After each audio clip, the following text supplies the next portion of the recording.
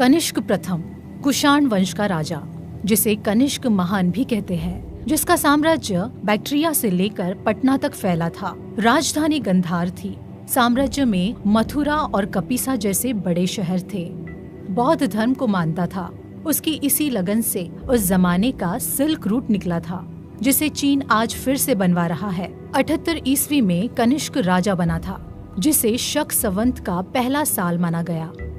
पर इतिहास तो इतिहास है, समय समय पर बदलता है। कई जगह ये भी कहा जाता है कि कनिष्क 127 ईस्वी में राजा बना था।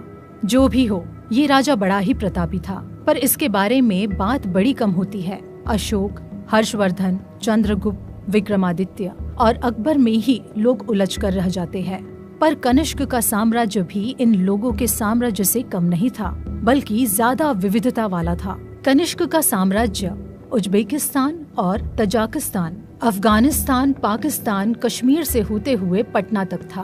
कश्मीर में उसके नाम पर शहर भी था, कनिष्कपुर। आज भी इस जगह पर एक स्तूप का कुछ हिस्सा है। माना जाता है कि ये स्तूप कनिष्क का था। मध्य एशिया के साथ भारत का घनिष्ठतम संबंध कुषाण काल में ही स्थापित हुआ।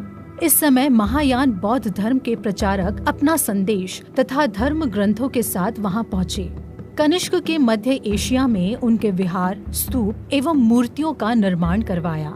बौद्ध अनुश्रुति में भी कनिष्क को बहुत महत्वपूर्ण स्थान प्राप्त है। बौद्ध धर्म में उसका स्थान अशोक से कुछ ही कम है। जिस प्रकार अशोक के संरक्षण में बौद्ध धर्म की बहुत उन्नति हुई, वैसे ही कनिष्क के समय में भी हुई। कनिष्क ने पूरी कोशिश की थी कि दक्षिण एशिया और रोम के बीच जमीन और समुद्र दोनों से व्यापार हो। कनिष्क ने अपने नाम से सोने के सिक्के चलवाए थे। कनिष्क के सिक्कों पर तथा पेशावर के लेख के आधार पर ऐसा प्रतीत होता है कि वह अपने शासन के प्रारंभिक वर्षों में ही बौद्ध हो गया था। किंवदंतियों के अनुसार कनिष्क पाटलिपुत्र पर आक्रमण कर अश्वघोष नामक कवि तथा बौद्ध दार्शनिक को अपने साथ ले गया था और उसी के प्रभाव में आकर उन्होंने बुद्ध धर्म अपना लिया। इससे पहले वे मुख्य रूप से मिहिर के उपासक थे। सूर्य का एक पर्यायवाची मिहिर है। कनिष्क के अनेक लेख मथुरा में भी मिले हैं, जिससे मथुरा का उसके अधीन होना स्वतः सिद्ध है। चीनी इतिहासकार उसे साकेत और पाटलिपुत्र का भी विजेता बतलाता है। कनिष्क ने चीन के विरुद्ध भी युद्ध किए। पहले तो उसे इस युद्ध में असफलता मिली, परंतु बाद में उसने चीनी सम्राट को अपनी शर्त मानने के लिए विवश कर दिया। चीन के साथ कनिष्क के संघर्ष का विवरण बौद्ध अनुश्रुतियों द्वारा प्राप्त होता है। सिक्कों के अध्ययन से पता चलता है कि उसका राज्य श्रावस्ती, सारनाथ तथा कौशाम्बी तक फैला था। कुषाणों के बहुत सिक्के बंगाल, बिहार और उड़ीसा राज्य में प्राप्त हुए हैं। ये सिक्के 3 प्रकार के हैं: सवर्ण मुद्राएं, तांबे की मुद्राएं तथा उनके अनुकरण पर बनी मुद्राएं। सम्राट कनिष्क के काल में कनिष्क के संरक्षण में बौद्ध धर्म की चौथी संगति उसके शासन काल में हुई। कनिष्क ने जब बौद्ध धर्म का अध्ययन शुरू किया तो उसने अनुभव किया कि उसके विविध संप्रदायों में बहुत मतभेद है। धर्म के सिद्धांतों के स्पष्टीकरण के लिए यह आवश्यक है कि प्रमुख विद्वान एक स्थान पर एकत्र हो और सत्य सिद्धांतों का निर्णय करे। इसलिए कनिष्क ने कश्मीर तथा कुंडल वन विहार में एक महासभा का आयोजन किया, जिसमें 500 प्रसिद्ध बौद्ध विद्वान सम्मिलित हुए। अश्वघोष के गुरु आचार्य वसुमित्र और पार्श्व इनके प्रधान थे। वसुमित्र को महासभा का अध्यक्ष नियत किया गया। महासभा में एकत्र विद्वानों ने बौद्ध धर्म के सिद्धांतों को स्पष्ट करने और विविध संप्रदायों के विरुद्ध को दूर करने के लिए महाविभाषा नाम का एक विशाल ग्रंथ तैयार किया।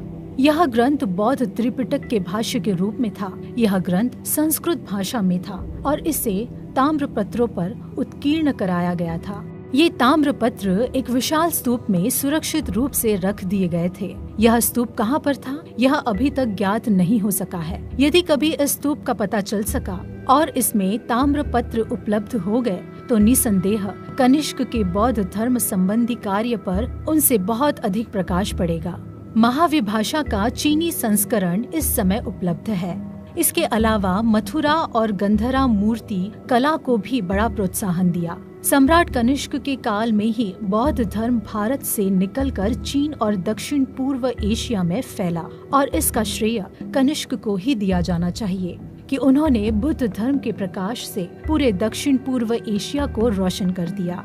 उनके काल में बहुत से बुद्ध स्तूप बने, लेकिन अभी मिले स्तूपों ने उनका प्रसिद्ध स्तूप है पेशावर के पास मिला कनिष्का स्तूप। उनके काल में बौद्ध धर्म ने उसी प्रकार उन्नति की जिस प्रकार सम्राट अशोक के काल में उनके समय बौद्ध धर्म इराक, ईरान और पूरे चीन और दक्षिण पूर्व एशिया में फैला। सम्राट कनिष्क के समय ने बुद्ध को उन्होंने अपने सिक्कों पर भी अंकित करवाया और पूरे राज्य में हजारों बौद्ध स्तूपों का निर्माण करवाया, जिसे आज भी उनके प्रभाव वाले क्षेत्र में देखा जा सकता है।